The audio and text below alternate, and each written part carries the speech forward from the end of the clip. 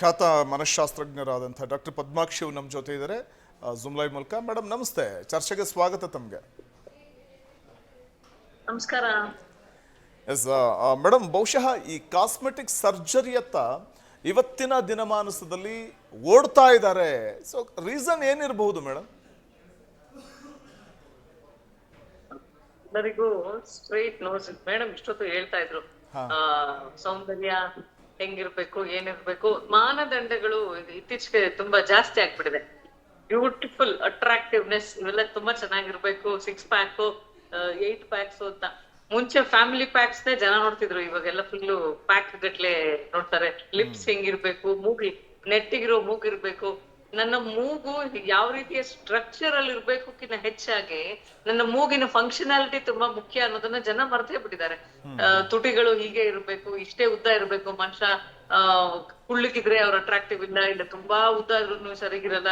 ಅವ್ರು ತುಂಬಾ ದಟ್ಟವಾದ ಕೂದಲು ಇರ್ಬೇಕು, ಪಿಳಿ ಬಿಟ್ರೆ ಕಣ್ಣು ಮಿಂಚುವಂತ ಕಣ್ಣುಗಳು. ಇದೆಲ್ಲವೂ ಎಲ್ಲೋ ಕತೆ ಕವನಗಳಲ್ಲಿ ಕೇಳಕ್ಕೆ ಚಂದ. ಆಕ್ಚುಲಿ ಅದನ್ನ ನಾವು ಒಂದ್ ಕಡೆ ಡ್ರಾ ಮಾಡಿ ನೋಡಿದ್ರೆ ಅದು ವಿಜುವಲ್ ಅಟ್ರಾಕ್ಟಿವ್ನೆಸ್ ತರನೇ ಕಾಣಿಸಲ್ಲ.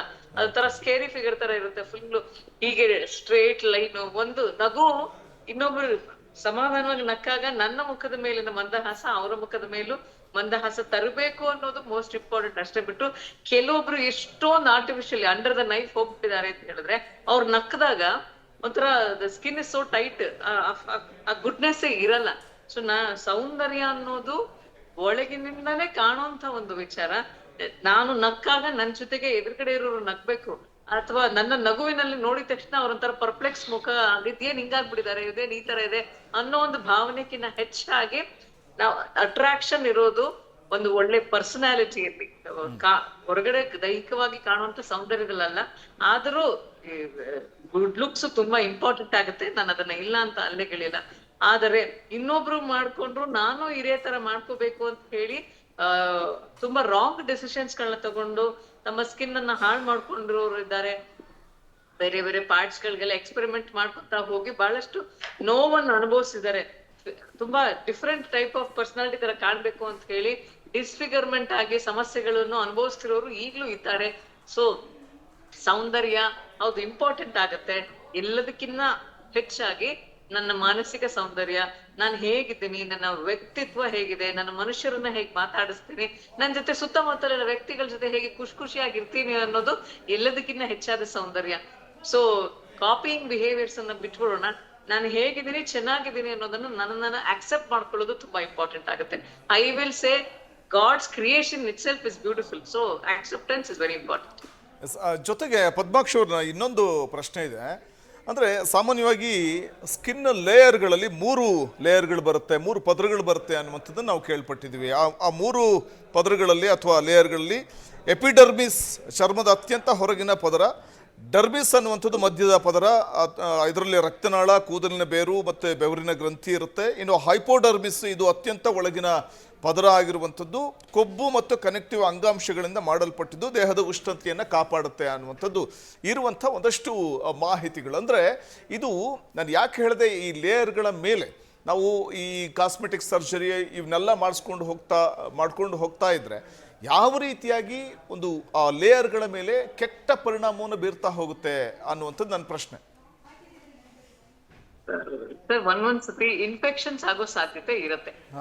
ಆಮೇಲೆ ಅವ್ರು ಕೆಲವೊಂದು ಚೂಸ್ ಮಾಡುವಂತ ಒಂದು ಏನು ಪ್ರೊಸೀಜರ್ಸ್ ಇರುತ್ತೆ ಅದು ಅವ್ರಿಗೆ ಆಕ್ಸೆಪ್ಟ್ ಮಾಡ್ಕೊಳಕ್ಕೆ ಆಗಲ್ಲ. ಅವ್ರ ದೇಹ ಅದನ್ನ ಆಕ್ಸೆಪ್ಟ್ ಮಾಡ್ಕೊಳಕ್ ಆಗಲ್ಲ. ಕೆಲವೊಂದ್ಸತಿ ಹೀಲಿಂಗ್ ಪ್ರೊಸೀಜರ್ಸ್ ಅಲ್ಲಿ ಸಮಸ್ಯೆ ಇರುತ್ತೆ. ಸೊ ಹಾಗಾಗಿ ನಾವೇನು ಲೇಯರ್ಸ್ ಆಫ್ ದ ಸ್ಕಿನ್ ಹೇಳಿದ್ರಿ, ತುಂಬಾ ಸೆನ್ಸಿಟಿವ್ ಸ್ಕಿನ್ ಇರುತ್ತೆ. ತುಂಬಾ ಸೆನ್ಸಿಟಿವ್ ಸ್ಕಿನ್ ಮೇಲೆ ಬೇರೆ ಬೇರೆ ಆದಂತ ಕೆಮಿಕಲ್ಸ್ ಆಗ್ಲಿ ಅಪ್ಲೈ ಮಾಡಿದಾಗ ಅಲರ್ಜಿ ಆಗುವಂತದ್ದು ಇರುತ್ತೆ, ಡಿಲೇಡ್ ಹೀಲಿಂಗ್ ಆಗುವಂತದ್ದು ಇರುತ್ತೆ. ಅಂಡರ್ಲೈಯಿಂಗ್ ಬೇರೆ ತರದ ಡಿಸಾರ್ಡರ್ಸ್ ಇದ್ದಾಗ ಸಮಸ್ಯೆಗಳು ಬೇರೆ ತರದ ಸಮಸ್ಯೆಗಳಾಗದ್ದು ಇರುತ್ತೆ. ಅವ್ರು ಹೇಳ್ಬೋದು we are only going to PMP process ಮಾಡ್ಬೇಕಾದ್ರೆ ನಿಮ್ದೇ ರಕ್ತಗಳನ್ನ ಯೂಸ್ ಮಾಡೋದು ಅಂತ ಹೇಳಿ. ಆದರೆ ಆ ಪ್ರೊಸೀಜರ್ ಮಾಡ್ಬೇಕಾದ್ರೆ ಆ ಇನ್ಸ್ಟ್ರೂಮೆಂಟ್ ಎಷ್ಟು ಮಟ್ಟಕ್ಕೆ ಇವ್ರ ಸ್ಕಿನ್ ಆಕ್ಸೆಪ್ಟ್ ಮಾಡ್ಕೊಳ್ಳುತ್ತೆ, ಇವೆಲ್ಲವೂ ಬಹಳ ಇಂಪಾರ್ಟೆಂಟ್ ಆಗುತ್ತೆ. 100% ಎಲ್ಲವೂ ಆಕ್ಸೆಪ್ಟ್ ಆಗಿ ಆರಾಮಾಗಿ ಹೀಲಿಂಗ್ ಆಗುವಂಥದ್ದು ಏನಿರಲ್ಲ. They can be delayed healing, there will be lot of problems. ನಿಜ. ಬಹುಶಃ ಸಂಗೀತ ಅವರೇ, ದೇಹದ ಆಕಾರ ಮತ್ತು ಮುಖದ ವೈಶಿಷ್ಟ್ಯ. ಸೊ ಇವೆರಡನ್ನೂ ಕೂಡ ನಾವು ನೋಡಿದಾಗ ಅಂದರೆ ಎಲ್ಲೋ ಒಂದು ಕಡೆ ಆ ದೇಹದ ಆಕಾರಕ್ಕೆ ತಕ್ಕಂತೆ ಮುಖದ ವೈಶಿಷ್ಟ್ಯವನ್ನು ರೂಪುಗೊಳಿಸಬೇಕು ಅನ್ನುವಂಥ ಕಾರಣಕ್ಕೆ ಪ್ರೆಷರ್ ಹಾಕುವಂಥ ಸಾಧ್ಯತೆಗಳು ಕೂಡ ಇರುತ್ತಾ ಅಂತ. ಈ ತರ ಮಾಡೆಲ್ಸ್ಗಳಿಗೆ ಈ ತರ ಮಾಡ್ಕೊಳ್ಳಿ, ಈ ತರ ಮಾಡ್ಕೊಂಡ್ರೆ ನೀವು ಚೆನ್ನಾಗಿರ್ತೀರಿ. ಈಗ ನೀವು ಸ್ಟಾರ್ಟಿಂಗ್ ಮಾಡೆಲಿಂಗ್ ಇಂಡಸ್ಟ್ರಿಗೆ ಹೋದಾಗ ಅಷ್ಟೊಂದು ಪ್ರೆಷರ್ ಇರಲ್ಲ sir. Once you are getting n number of brand collaboration ಇರ್ಬೋದು ಅಥವಾ ಇಂಟರ್ನ್ಯಾಷನಲ್ ಪ್ರಾಜೆಕ್ಟ್ ಸಿಕ್ಕಿದಾಗ ಅವ್ರು ಹೇಳ್ತಾರೆ ನಮಗೆ ಈ ರೀತಿಯಾದಂತಹ ಒಂದು ಇದಿರುತ್ತೆ, ನಮಗೆ ನೆಸೆಸಿಟಿ ಇದೆ, ನೀವು ಹೀಗಿದ್ರೆ ಮಾತ್ರ ನಿಮಗೆ ಅದು ಸಿಗುತ್ತೆ, ಇಲ್ದಿದ್ರೆ ಇಲ್ಲ ಅಂತ. ಆವಾಗ ಪಾಪ ಇವ್ರು ಏನು ಮಾಡ್ತಾರೆ ಮಾಡೆಲ್ಸ್, ನಾವು ಹಾಗಿರಬೇಕು ಅಂತ ಅದೇ ರೀತಿ ಟ್ರೈ ಮಾಡ್ಲಿಕ್ಕೆ ಸ್ಟಾರ್ಟ್ ಮಾಡ್ತಾರೆ. ಈಗ ನೋಡಿ ಮೊದಲು ಹೇಗೋ ಇರ್ತಾರೆ ಮಾಡೆಲ್ಸ್, ಅದಾದಮೇಲೆ once they will become the established, ಅದಾದಮೇಲೆ ಒಂದು ಪ್ರೊಫೆಷ್ನಲ್ ಮಾಡೆಲ್ ಆದಮೇಲೆ ಅವರು ಎನ್ ನಂಬರ್ ಆಫ್ ಚೇಂಜಸ್ ಮಾಡ್ಕೊಳ್ತಾರೆ.